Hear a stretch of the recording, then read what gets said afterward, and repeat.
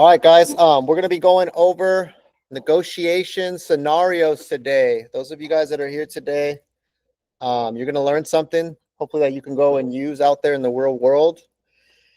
Right now, because of the market and where it's at, it's kind of a little bit tricky, right? Where you have some pockets and neighborhoods that are going crazy, some that are a little slower, which is causing buyers and sellers to kind of be on the fence and sometimes not want to move forward. Sometimes buyers are not realistic. Sometimes sellers are not realistic. And so what we're doing a lot of times is playing the role of trying to bridge the gap to get people to come forward, right? To get closer to an agreement.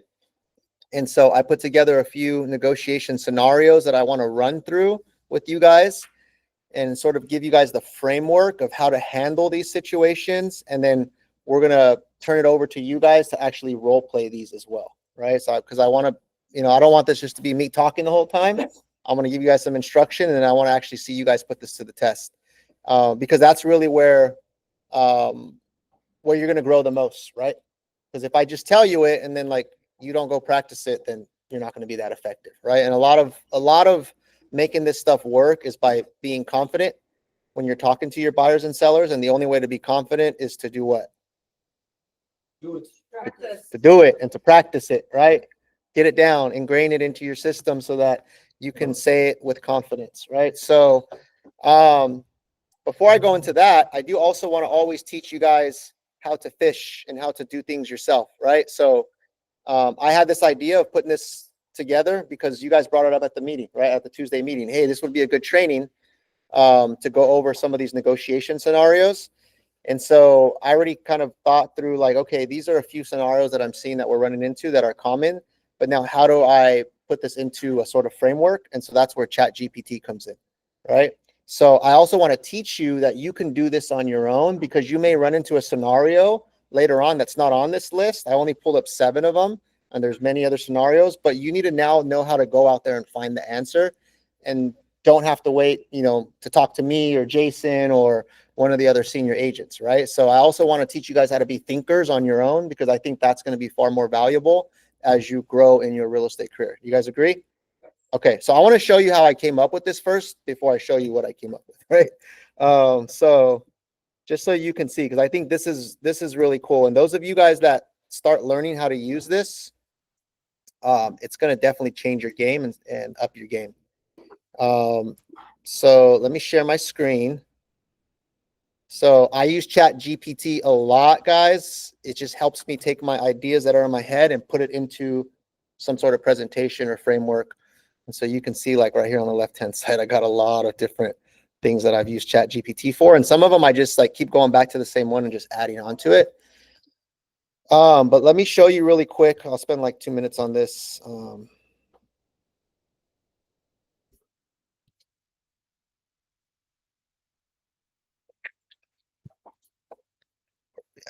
Okay, so all I did was tell ChatGPT I would like to host a training for negotiation strategies to move buyers and sellers forward and earn more commissions. What are 5 different scenarios to teach on, and what is an effective and interactive training format, right? And so it just laid the whole thing out for me, right? This is the intro, this is the framing, these are the different scenarios, right? So this is how I got it started. And then it gave me 5 different scenarios. And then I went in there and kind of refined them and tweaked them. So one scenario is a lowball offer to a proud seller. Buyer wants to wait for prices to drop. Sellers won't budge on the price despite market feedback. Buyer wants you to cut your commission. Appraisal came in low. And then it even gave me some add-ons, right? And then I said, okay, lay out the framework and talk track, right? So I want to take it a step further. Is I don't only want the bullet points. How would you handle this? What would the script be, right? Which is the talk track. So then it went into laying it into a whole framework, which is this whole PDF thing that it created for me. And then it went to, then I read through that and I said, okay, reorganize these scenarios with the situation, the framework, and the talk track. So now it reorganized it. And then I said, hey, there's another one that we run into, add this one, right? But I want you guys to just see, if you just tell it what you want, it's going to give it to you. And then you can go in there and keep telling it to tweak it or change it, right? So if you run into a scenario where you're hey, because you guys come to me with scenarios all the time, right? So what I want to do is shorten the gap from when you have a question to when you get the answer. Because sometimes you guys will call me. I'm just using an example. You'll call me and I'm busy and I don't call you back for an hour, but you could have answered that question on your own in 5 minutes and got what you needed and then moved your deal forward faster, right? And so this is a tool where if you use this in your day-to-day, it will take your game to the next level, guys. And you gotta buy into it, right? So throw a scenario to me, guys. What's this common scenario you're running into when it comes to negotiations right now? Like what pops to your head when dealing with buyers or sellers? Commission's too high. Commission's too high. Okay, so commission's too high for a buyer, seller, or what? For buyer. So what you're charging them? Yeah, they're like, oh, that's a little high. Okay. So I can say, hey, give, yeah. Okay, give me the framework and talk track to speak to my buyer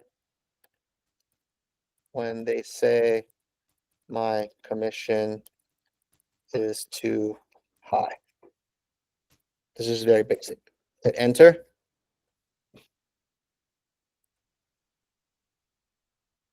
So now it's telling me, here's your scenario. Buyer pushes back on the commission being too high. Here's the framework, right? Like it's telling you how to think about this, right? Stay neutral, non-defensive, acknowledge their concern without making it about you. Be curious, ask why they feel that way. Clarify the concern. Are they comparing you to another agent? Are they unclear of how compensation works? Are they thinking short-term versus long-term? Reinforce your value proposition. Highlight what they get because of you, not just from you. Focus on negotiation power, access to off markets, protection during escrow. Educate them on the impact of cutting corners, right? Show how saving a small percentage could cost them tens of thousands of dollars in the deal. And then reframe it as an investment in results. Anchor your fee to outcomes, better deal, fewer risks, more wins, right? And then here's the actual talk track. This is the script. Hey, I totally understand, Mr. Buyer, where you're coming from. Buying a home is a big investment and every dollar matters. Can I ask, what's making you feel like my commission is too high? All right. Here's the reality. The right agent doesn't cost you money. They actually protect your money, right?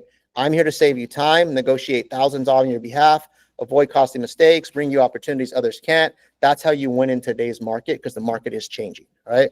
It's like hiring a great attorney or a contractor. You don't go with the cheapest. You go with the one who gets the results and protects your interests. That's what I do here. If we work together, I'll make you feel the return on every dollar you invest in me and then some, right? And then you're going to close it. So let's go ahead and just move forward and start looking at some homes. Does that sound fair? Okay, so you guys see how I took a scenario, threw it in Chat GPT, and it gave me the whole entire thing. And I just literally read it to you right now, but I just read it with confidence, right? Do you see how that can be helpful in your day-to-day business?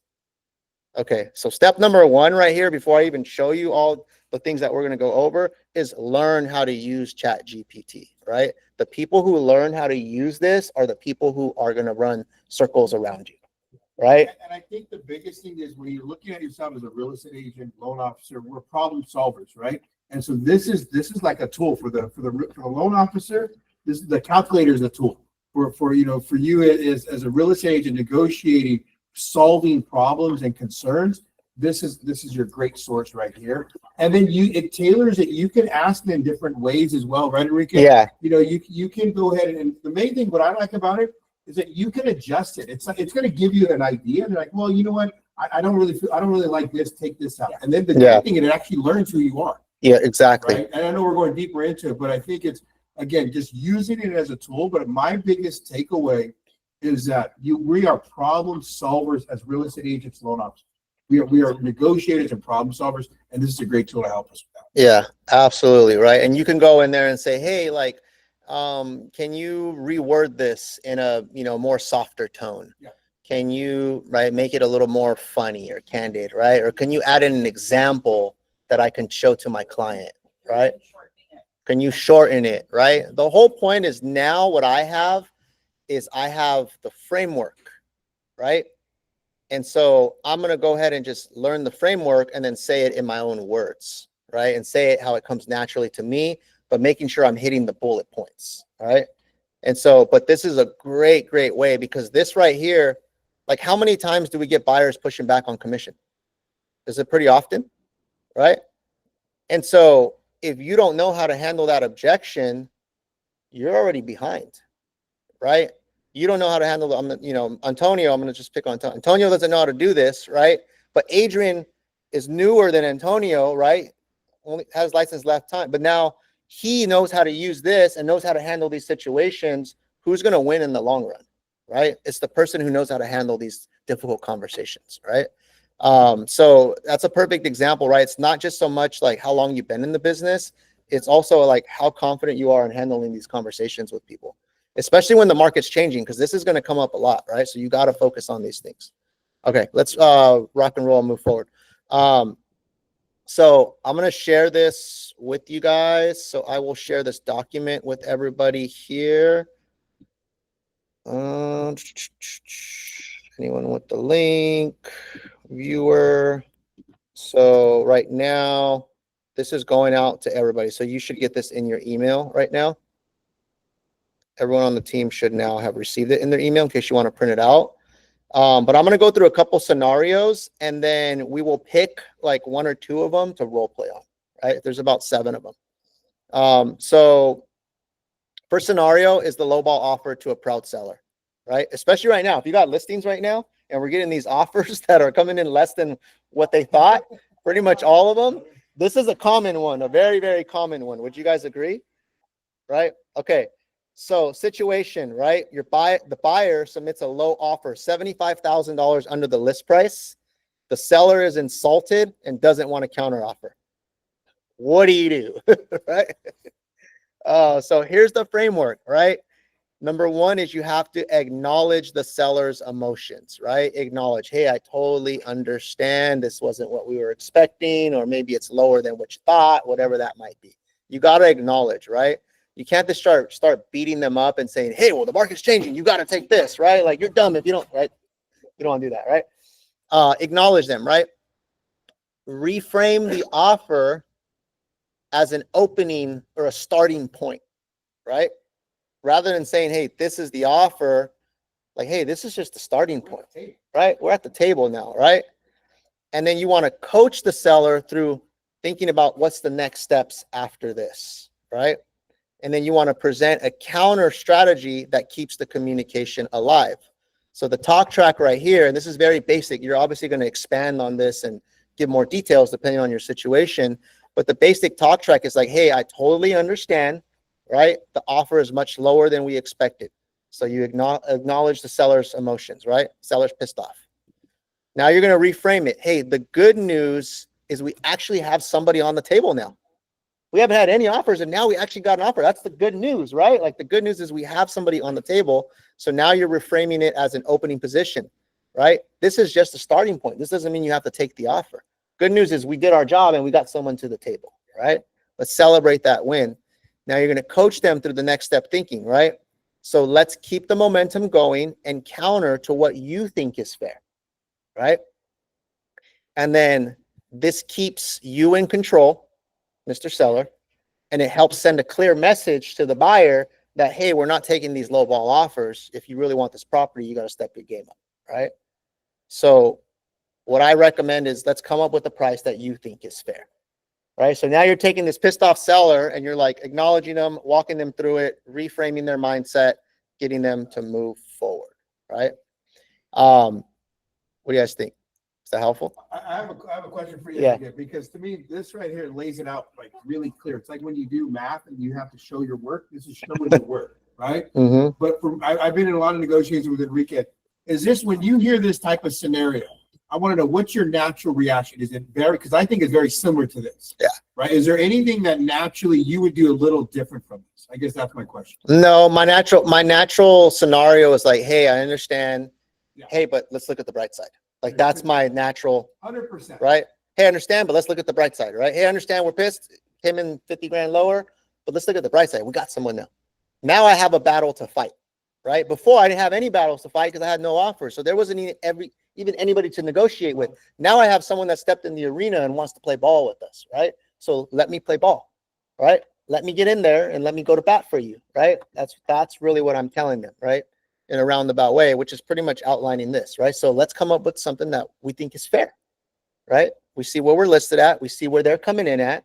We see what the data is showing us. We see what the market is showing us. We see how long we've been on the market. We've gotten feedback. We've had this many showings, right? And so now based off of all that information, let's now come up with something we think is fair, right? What do you think is a fair price? And then I put it right back on them, right? So I'm pretty much following this in a roundabout way, right? I like that. And then- what you did was good right now is that you're saying, let's come up with something that's fair. Yeah. Right. And then you're giving them control, right? It even says in here, my biggest thing is people want to have control. So then you're giving it right back to them. Hey, why don't you come up with what is fair? Now it's they're not their issue, but now they got to think of and come up with a number. Absolutely, right? Because here's what's going to happen, guys, as we, given the market that we're in and we're taking more listings, this is going to keep coming up. So you now need to become an expert at handling, adjusting expectations and helping walk people through these scenarios, right? This isn't the first time. It's not the last time. It just happened to me and Amaya on our townhouse listing. It just happened to you on your other listing in Fremont, right? It's happening to Rob right now on his couple listings that he has, right? I think this is the perfect format to approach it because you have to remind them of all the activity. Because they forget, they're Yeah. behind the scenes. But if you acknowledge and then you follow this format and then say, hey, you're in the position still, Yeah. it's the best way to present it. Yep. Yeah. We're still in control, right? You're not going to take an offer that doesn't make sense. We're in control. This is actually what we want to happen. We want people to come to the table so that we can now have a response, and we gotta try to work this thing now. Right. So this is where I go to bat for you, right? And try to get as much money as possible from the buyer. Okay. Who wants to take a stab at this right here? Antonio. All right, let's go, Antonio. So all I want you to do, Antonio, is just kind of that talk track that we gave you, right? Like you can expand on, doesn't have to be those exact words. I just want you to hit those points, right? Acknowledge my emotions, reframe it as, hey, this is a starting point or an opening position, and then coach me through, like, let's think about the next steps, and then what's the strategy, right? And so, all right, Antonio, man, I can't believe they came in 100,000 less, man. Those are idiots, right? I'm not giving this property away for free. You know what? Tell them if they want this house, like, send a new offer. Like, I'm not even going to respond to this. Hey, totally understand where you're coming from. I wouldn't want you to give away this place for free anyway. Good news is we do have an offer. Remember before we had nothing? Well, this is good because now we've got an offer. So people are showing interest in it.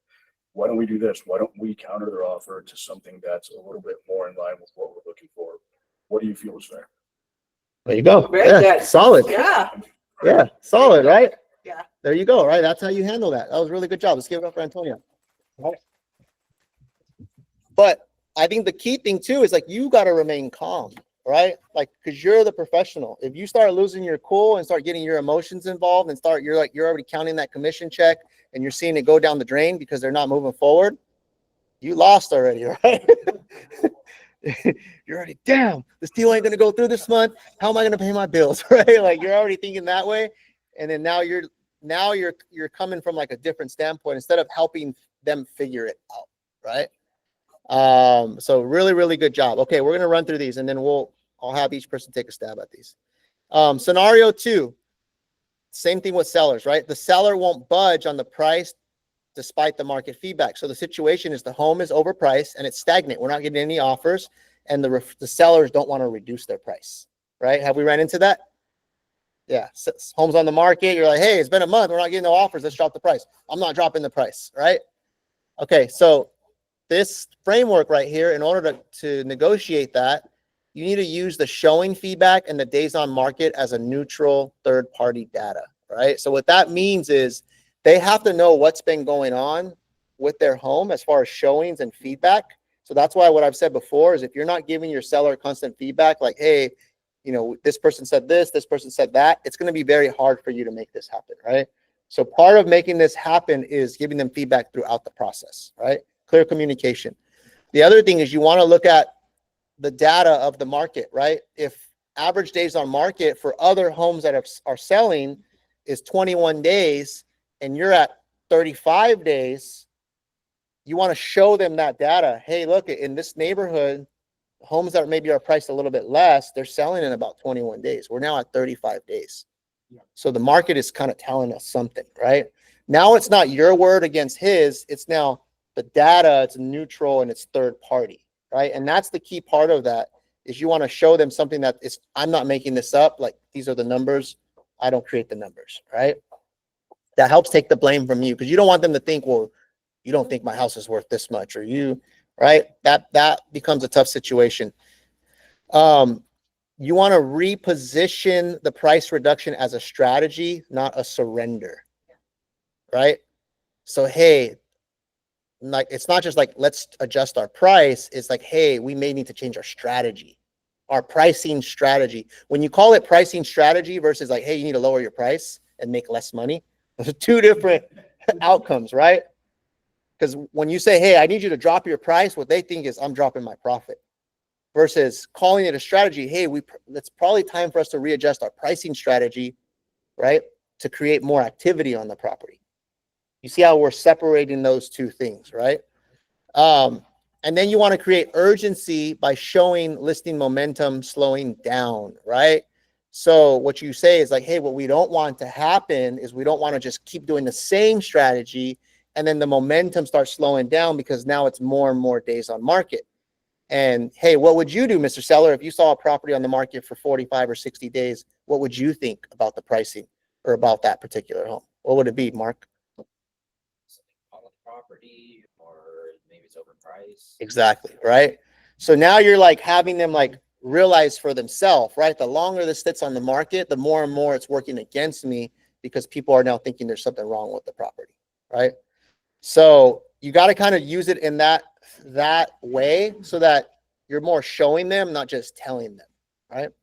And so talk track here is, hey, we're hearing silence, right? And in real estate, silence is feedback. The market is speaking to us right now, right? I always say the market, right? I don't say buyer seller. Like, hey, the market is telling us what's going on right now, right? If we had a bunch of people lining up out the door, the market is telling us one thing. If we have nobody, the market is telling us something as well, right? And so, Mr. Seller, hey, based off what's happening in the silence, what do you think the market is telling us? And then I would stay quiet, right? And so a strategic adjustment now could get us ahead of future price cuts and keep us in the power seat and keep the momentum going, right? And that's what we want. We don't want to lose momentum. We already did all this work to get on the market. We want to keep this thing going and try to create the activity as much as possible. Does that make sense, Mr. Seller? Okay, so here's what I recommend, right? We do this or we do that. And that's how you start leading into getting them to want to reduce the price, right? So just to reiterate again, you got to give them feedback. You got to talk about the days on market and you got to use the data as the bad guy, right? So that you don't be the bad guy. The data is the bad guy. The data is telling us. And then you talk about strategy versus price drop, right? If you use the word drop the price, that's red flags, right? They think dropping commission, dropping my retirement, dropping my plans. They start thinking of those things more like, hey, we got to adjust the pricing strategy, right? And then creating the urgency by talking about not wanting to slow the momentum down, right? Okay, who wants to take a stab at that talk track right there?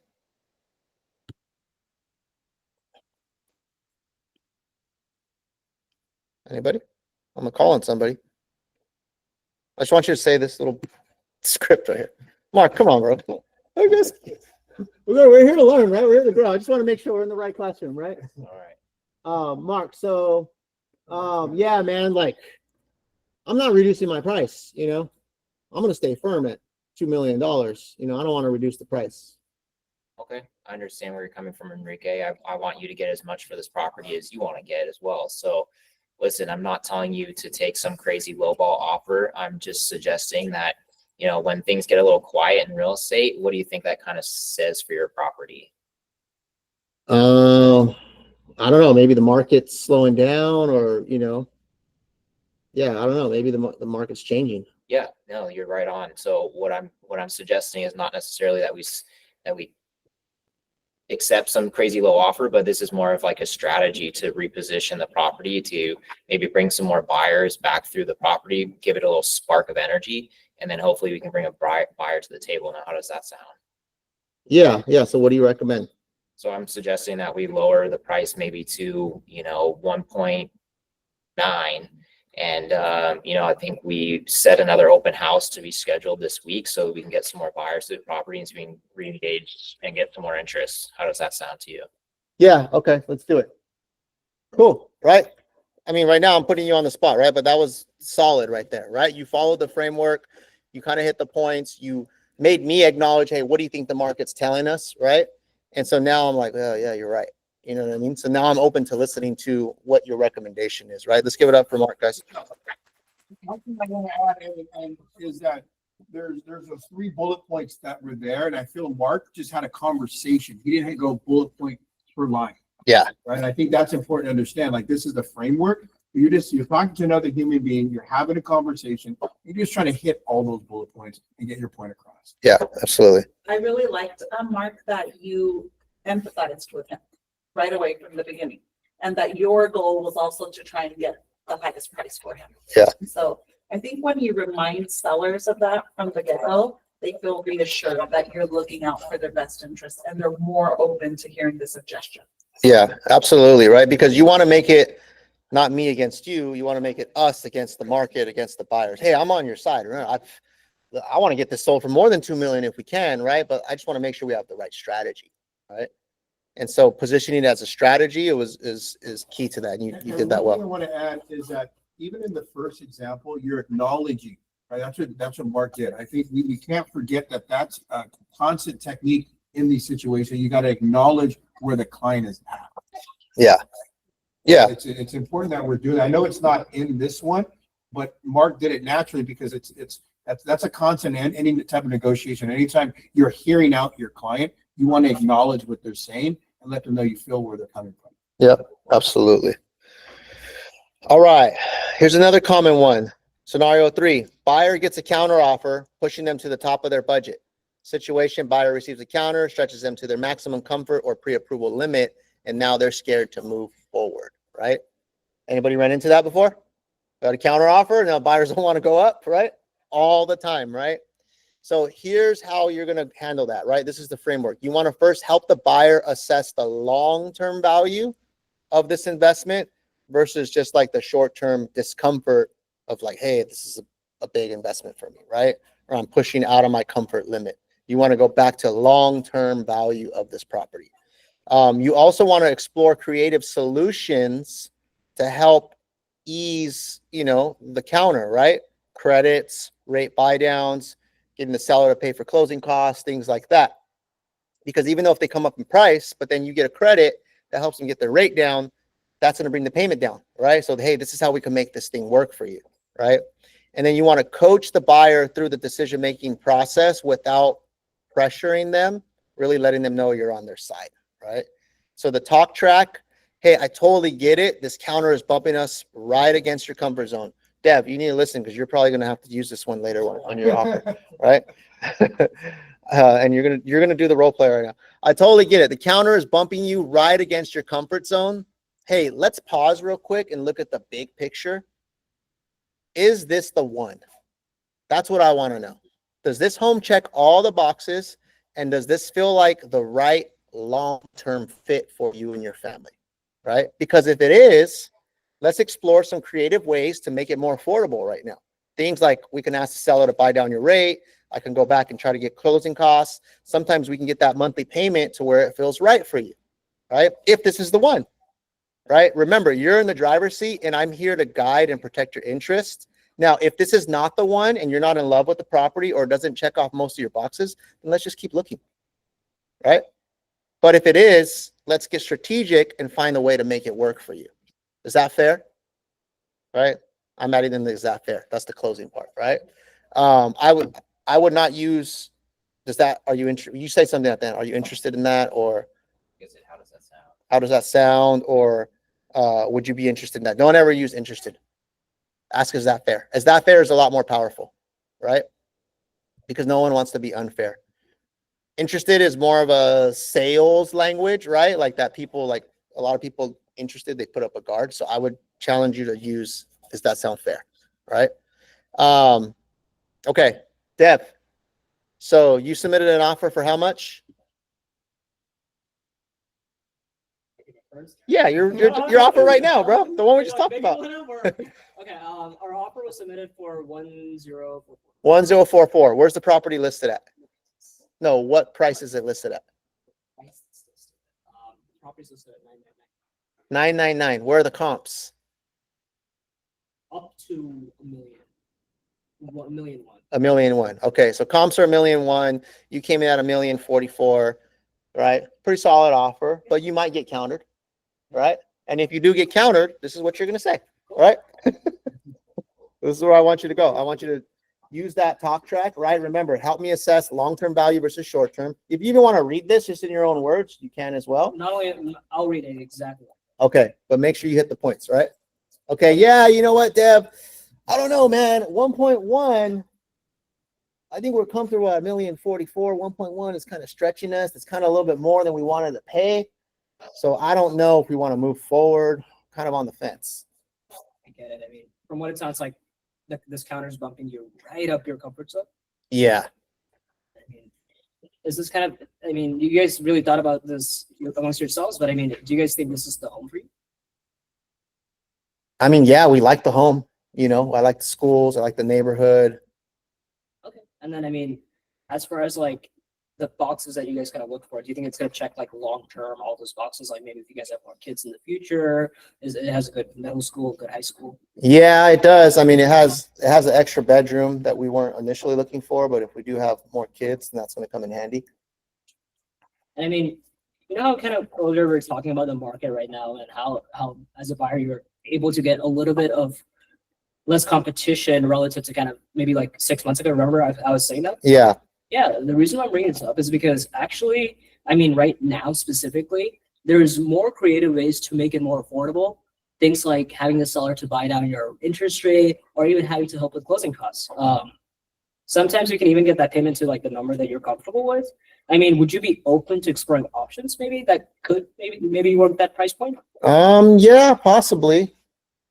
I It mean, really depends on the numbers.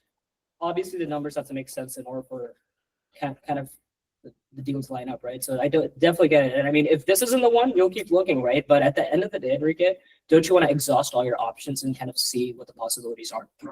Yeah, I do. Great. Let's go ahead and meet. All right, let's give it up for Deb. Deb was putting his own little Jedi little flavor on there, right? I was like, That's good. Dan does a good job with this, guys. Yeah. You know, I love it. It's good. but I mean, the main points, right? Like you're acknowledging how they feel, right? And then you got to reframe it to long term. Does this check all the boxes for you long term, right? I think that's a good point to make, right? You see yourself in this home for the next, 5-10 years or more. Does it check all the boxes, That right? definitely stands out, right? That's something. Because if you don't, then let's just keep looking. So now you're doing the takeaway, right? The takeaway close. Yeah. At my, I'm usually over here. The buyers I'm dealing with have their own lenders. Okay. And the buy down rates and credit and the seller pay closing cost part. Does the seller allow it? Does they pay? Do they pay? Yeah, it's all negotiable. Yeah, so it's all part of the negotiations. So, for example, I had a scenario where seller agent is not budging down for the price because the price was below the market value of the property. And my buyers wants to go down. Okay. And I made the seller wants 730, we went 725. And I didn't add any of those things in it, credit rates, buy down or anything. They accepted the offer. But if I put it like the seller will pay the partially closing costs, but in that Alameda, seller will pay his closing costs and buyer will pay his closing costs. So how would I do those credits and rate buy down? It's all negotiable and it's all whatever you put in your counter offer. So you could have said like, hey, we'll offer you 730, but we want 10,000 towards credit for closing costs. Right? All that's negotiable. Everything's negotiable. As long as you get both parties to agree on it, then that's all you got to do. for is designating who's paying what. So you're not designating that on the credit, you're just saying a general. Seller to credit buyer 10,000 towards closing costs. Yeah, because closing costs doesn't have to just be for title and escrow. Closing costs could be like for their lender to get the interest rate lower, right? So you can just say, hey, we want seller to give us 5,000, 10,000, whatever towards As a closing costs. Seller agent, have you ever done it? Have a credit? Yeah, all the time. Okay. Yeah, it's all negotiable, right? These are the terms. So you can say, hey, we'll give you 730, but from that 730, I want you to credit us 10,000 so we can use it towards our loan, right? Or hey, I want you to pay for this repair, or I want you to do this, right? So those, or I want you to pay the buyer agent commission, right? Those are all just negotiations and credits, right? So you can negotiate any of those things. Yes, that's all negotiable. One thing I want to add with devs is that what I always like, where it says they're in the driver's seat, I always like to emphasize to the buyer and seller that you guys are in full control. Right? We're going to go in and put together the strategy. We're going to go in and run the numbers for you, but ultimately, Deb, you're in full control on whether you want to move forward. Yeah. I think emphasizing that is really important because sometimes, people they like to be in control. And once you kind of just, reinform them that they are in control and reinforce that, it gives them a lot more power and they're willing to go in and work with you at that. Yeah, that's a good point that you bring up because sometimes people don't feel like they are in control, right? They're getting countered. They're like, oh man, like they feel like They're at their mercy. they're at their mercy, right? But really, at the end of the day, like both parties have to agree. So both parties are in control. Yeah. If I don't want to agree to this price, I don't have to go up. And so sometimes we forget that in the negotiation. So by you reminding them of that, it kind of puts them at ease. Hey, remember, you're in control. Like you're never going to have to pay more than what you can afford or what you're comfortable with, right? Let's just explore some options. Yeah, right now, let's explore all the options and let's see if we can get it to a point where you are comfortable. This is the offer we submitted. This is what they came back with. Let's see how we can bridge the gap and get a win-win scenario where seller gets what they want, you get what you want, the payment's comfortable for you, and now you guys get to become homeowners, right? So that's really what we want to do. But if the buyer is just like, no, we're not responding, right? And how about the seller? Normally seller do that. They can, right? So right now I'm coaching you on you're representing the buyer. In this scenario, I'm representing the buyer. This is now the listing agent is going to have the same conversation with his seller as we did in, first or second scenario, right? So they have to do their own negotiations with their seller. We're doing ours with our buyer. We're trying to bring people forward. Yeah. And this is also gonna come on partnership with you having communication with the listing agent, right? Because at this too, you're gonna also have communication. Hey, we want to make this work. Meeting in the middle or having that communication so that you know what they're willing to do and you can also represent that to your buyers. Yeah. And So not only are you doing the communication with your buyer, but you're also communicating with the agent, letting them know, hey, let's see if we can make this work for your seller and for my buyer and have those conversations. I agree with Blanca. It's important to understand that, a lot of I say this a lot. We get a lot of training here. So sometimes, even though we're representing the buyer, we have to coach the listing agent on how to speak with their seller. Yes. Thomas made this point, I think, a couple of weeks ago. And I really emphasize that because we have so much information. It's like, yeah, we are protecting our buyers, but that doesn't mean I cannot call Shree and say, hey, Shree, you know what? I know your seller's not willing to budge, but hey, what if we came up here? You guys gave us a credit. They get what they want. We get what we want. Now you're coaching that listing agent on how to speak with their seller, which is extremely important. Yeah. Richa, you had a question? No, I have a suggestion on long-term value, like a $5,000. If they divide it over the period of 30 years, they will see it as a very small dollar number, and they might be motivated to buy that property that they have already narrowed down. That's what I do. Yeah. If people don't want to come up 20, 30 grand on $1 million, I'm like, Yeah. It's a very small part, yeah. Definitely. I think if your buyer is more data driven, giving them examples of like, hey, let's crunch these numbers, divide that up over this is how much it's costing you. Or even talking about the payment. Hey, by you coming up 15 grand, your payment's only going up $50 a month, but now you get the home that you want, checks off all your boxes. You could even go into long-term appreciation in that neighborhood. Sunnyvale is appreciating at 8% every single year. You're going to make that back in a couple months, right? Like those are all other things you can add, definitely. But remember, sometimes this is more of an emotional decision, right? And so sometimes it's not just the data, right? Like if you throw data at someone who is more like emotionally trying to like put their foot down, you're going to clash, right? Sometimes they're scared, right? And then you throw in all these numbers and data, and then they're like, well, that's not really helping me, right? And so this is where you go more to the heart, right? Hey, does this check off all the boxes? Long term, can you guys see yourself? Hey, if this is not the one, guys, let's just keep looking. There's way more properties we could look at. But if this is the one, like let's make this happen. Let's figure out a way to make it happen so that you guys are comfortable, right? So I didn't say anything complicated there. All I did was just connect to them on a human to human level, right? So I think human to human is going to go a lot further when you're getting to these situations, for a lot of clients that you guys are talking to. All right, let's run through a couple more because want to make sure we stay on time. Buyers waiting for the price to drop. I'm going to skip that one for now, but it's on here because I want you guys to do some role play. Buyer wants you to cut your commission. Appraisal came in low. This one right here. I think this was one that we're going to run into. Seller is offering 2.5%. Your buyer broker agreement is 3%. Now there's a gap. How do we handle that? All right. Patrick, you and I went over this one. Remember? What did I tell? Do you remember what I told you to do? More or less?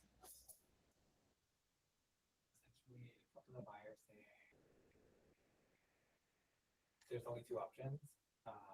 Either the seller pays or maybe percentage, I believe. Yeah. But did I tell you drop your commission? Okay. So that's the important part from here, right? Is a lot of times people think, well, it's 3% on my buyer broker. They're only offering 2.5%. So I guess I'm taking the hit for 0.5%.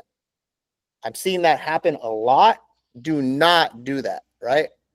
Otherwise, what's the point of you having a buyer broker agreement for a certain percentage? You did all this work to negotiate it, get them to agree. And then at the end, you're just like, all right, here you go. Here's 0.5% on $1.5 million. I'm going to give you thousands of dollars and just give up my paycheck. You don't want to do that, right? So do not do that. That's like the very, very last option. So how do you get through that, right? So the situation, seller's only paying 2.5%. Buyer has signed an agreement to pay 3%. That creates a 0.5% gap that the buyer would be responsible for. So the framework is acknowledge sensitivity. So recognize that this is an unexpected cost, right? Because we do say that when we sign the buyer broker, right? In the event, that the seller pays less, we're going to, try to negotiate on your behalf. We'll cross that bridge. We'll work something out. This is now you are working something out. All right. So, hey, remember we talked about in the beginning, hey, I totally understand. I know this is an unexpected cost, right? But this is what they're coming back with. And reinforce your value. Hey, I want to remind you why you hired me and the benefits that you're gaining or you're going to gain by working with me, because I'm going to go to bat for you, right? Explore negotiation options, right? So a couple options we have on how we're going to fix this is you either come in with the difference at the end at your closing costs, or we go back and renegotiate with the seller by either asking them to pay it and saying, hey, we're standing firm, or we increase your offer to help cover that difference. And now you don't have to come out of pocket, right? And so stay solution focused. Don't back down on your value and don't give up your commission, right? Because this is how you take a pay cut, right? Sometimes people want like a higher split because they want like, hey, I want to make more money, so I want a higher split. Well, I'm showing you how to get a higher split by just earning more commission on your deals, right? So don't back down on your value. Look for win-win outcomes, right? So here's the talk track for that. Hey, I want to be totally transparent, right? The seller is offering 2.5% commission. That's what they came back with on their counter. Based on our agreement, my fee was 3%. So that creates a 0.5% difference that we got to figure out, right? So now before you worry, this doesn't automatically mean you got to pay more out of pocket. In many cases, I can go back and still negotiate the difference as part of a credit from the seller or within the terms of your offer, right? So just like you hire an attorney or CPA for critical decisions, that's why you hired me to protect your investment, negotiate hard for you, and find these opportunities that you can't get somewhere elsewhere. So let me go to bat for you and figure out a creative way to cover this without compromising your goals, right? I know that was a little lengthy, but in a roundabout way, you're saying like, hey, this is now where we can go back and negotiate and try to make this thing happen. And so what I told Patrick, right, as I said, hey, just tell him, hey, these are our two options, right? Either one, if you're comfortable with coming in with an additional 0.5%, that would be $5,000, right? And you could bring that to close of escrow, or we can increase your offer by 5,000 and ask the seller to credit that back. This way now it's wrapped into your deal and into your financing, and you don't have to now put that extra money as a down payment, right? Which one do you think you'd be more comfortable with, Mark? Option B. Option B. Okay, great, right? So the seller's already willing to take 725. So now what we're going to do is we're going to bump up the offer to 730 and ask him to credit that 5,000 difference to cover the difference that you owe me. Now it's a win-win for everybody. Does that sound fair? Okay, let's do it. All right. See, I just closed you. Yeah. That case, the $5,000 is added to the loan. So you're paying it over time then. You're financing that 0.5%. Yeah. It's That's just, basically what it is. yeah, you're financing, right? You're just bumping up the offer to cover it.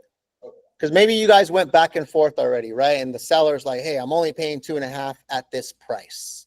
Okay. Hey, at $1 million, I'm only willing to pay 2.5. Okay, well, what about at $1.010 million? Are you willing to pay 3.5? Are you willing to pay 3? Your net stays the same. Now it's wrapped into the deal. Now I get paid, you get paid, buyer gets the property, everybody's happy. So you're just restructuring it a little bit to wrap all the fees into the deal. And you're still giving the buyer the sense that they're in control. Yeah, They're still able to make that decision. because you're giving them two options.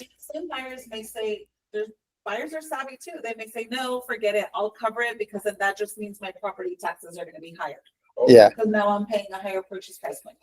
yeah, And then they come to the realization, I'll just pay it upfront. exactly.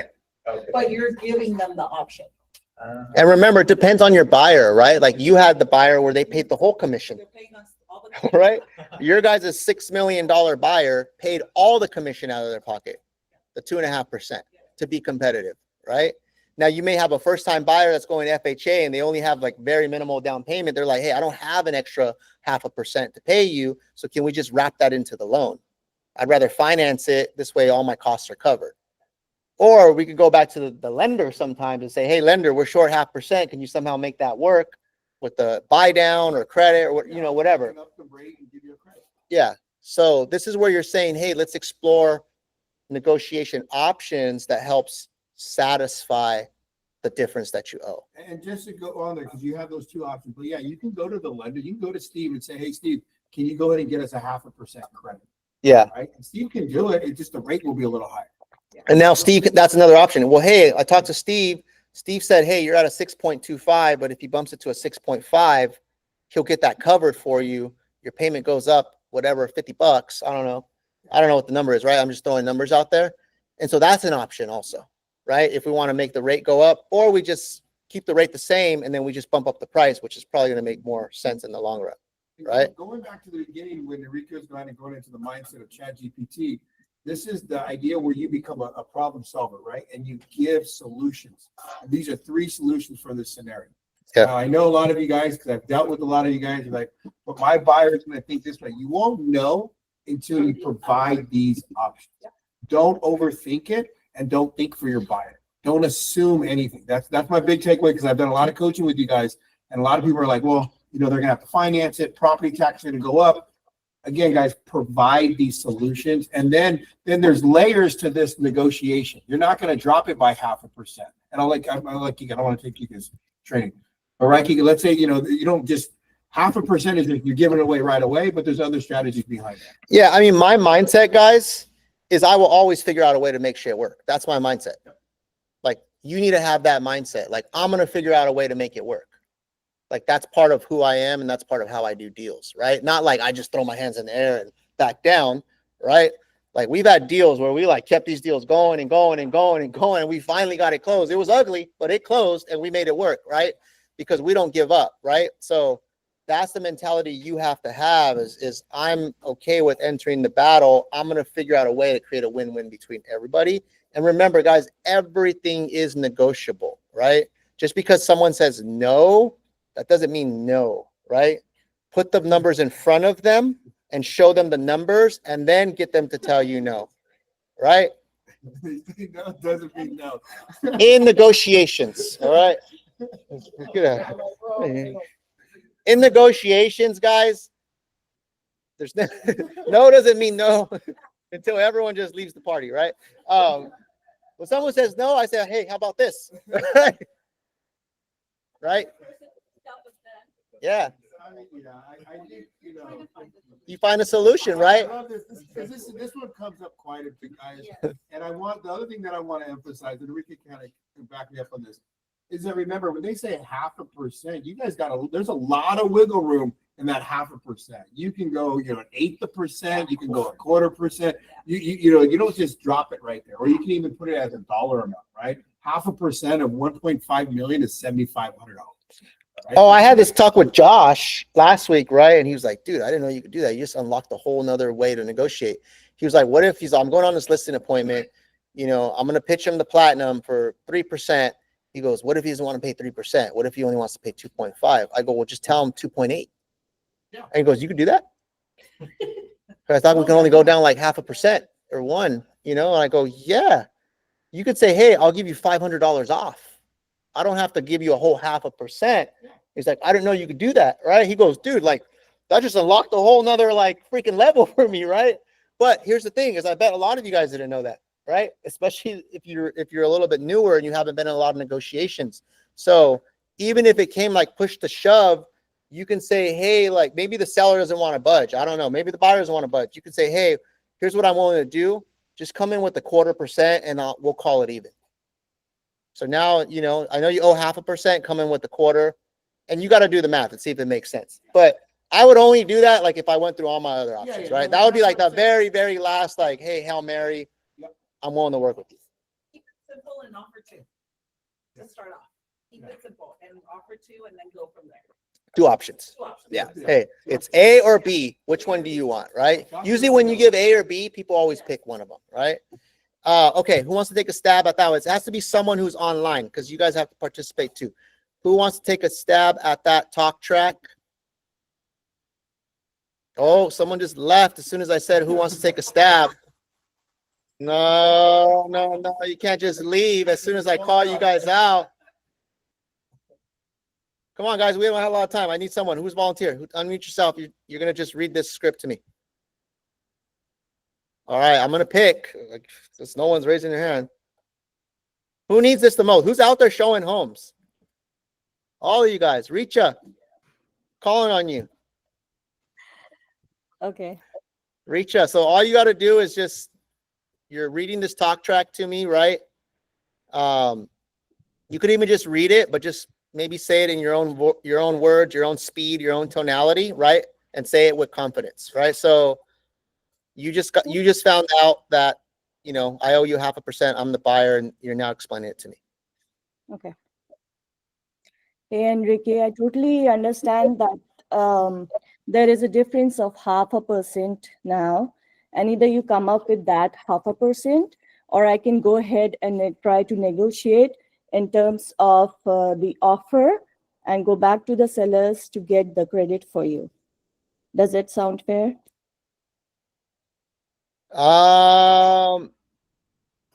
Yeah. So let's try one more time. I want you to just read the script, right? Just read the script. The as is? Yeah, as is, but say it in your own tonality, but say those words, right? So you're talking to me, right? Like you're delivering the news to me. So I want to be totally transparent. This seller is only offering 2.5%, and based on our agreement, my fee is 3%. That creates a 0.5% difference, which we needed to account for. Now, before you worry, this doesn't automatically mean that you are going to pay out of your pocket. In many cases, we can negotiate that difference as part of the credit from the seller or within the offer terms. Just like you hire an attorney or CPA for critical decisions, you hired me to protect your investment, negotiate hard for you, and find the opportunity you can't get anywhere else. So let me go to bat for you and find a creative way to cover the difference without compromising your goals. And your goal is this house. Absolutely. Let's go, Richa. All right. Good job. Good job. I like how you added that at the end. And your goal is this house, right? Let's make it happen. You closed it. You put the closing at the end, right? Good stuff. How did that feel, Richa? Nice, very nice. I just need Yeah. more practice and make it little bit internalized, but yeah, I get the gist of it.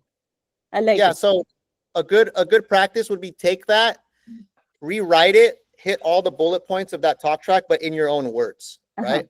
Right. So now it's the way that Richa talks, because some of those words you may not say them exactly, right? But just say it how you would say it. But as long as you hit each bullet point of each line, right? All right, who wants to take another crack at that? Because I know this one's coming up. Someone else online. John, let's go for it. Hey, Enrique, we got the counter offer. Want to be totally transparent. Seller's only offering 2.5% commission, which is a half point less than what we have agreed to. So we need to figure that out. Now, don't freak out. Don't worry. It doesn't mean you're automatically got to come out of pocket that half a point. A lot of times we can negotiate the difference as part of either credit from the seller or change the offer terms. The goal is to get you in this house. You hired me for my expertise. We're making that happen. We just need to tweak this a little bit to figure out a way to get that extra half point covered. We can either raise the price a little bit, ask for a credit, or you could pay it out of pocket. Which way makes sense for you? Let's just bump the price up a little bit. I don't want to come out of pocket. I'm already kind of maxed out on what I want to put out of pocket. All right, I'll get everything together. I'll call the agent, let them know what we're doing, and we'll go from there. Let's Sound go. Let's go. That was money right there. Money. I mean, you guys see, like, obviously John's been in business for a while, right? He's a great communicator, but you guys see just how smooth he said it in his own words, but followed the same format, right? And then at the end, he threw in, these are the two options. Which one makes more sense for you, right? He tied it, closed it down, right? What were you gonna say? Guys, if you share this information with confidence and it's not a big deal, that's how the buyers are gonna take it. Yeah. We've had this scenario many times, and whoever looks at that counter and feels like, oh, I'm losing, you're already setting that for you. But when you're talking to your buyer and you say, hey, great news, the sellers are going to pay 2.5%. That's only a 0.5% difference that you would have to cover. However, we can get creative. Let me show you these ways. Give them the option, but sound excited about it. Yeah. If you're already excited from the beginning, like, it's a win. They could have came back and said no, like my client, and said, no, I ain't paying nothing. Yeah. But hey, it's a win. They're already offering 2.5%. Now let's see how we can make that work. Yep. I love it. Yeah. Love it. Yeah. And John does that very well. Yeah. I love it if it's, yeah. There's not an issue with, we're working together on a transaction and everything's like chill, like confident.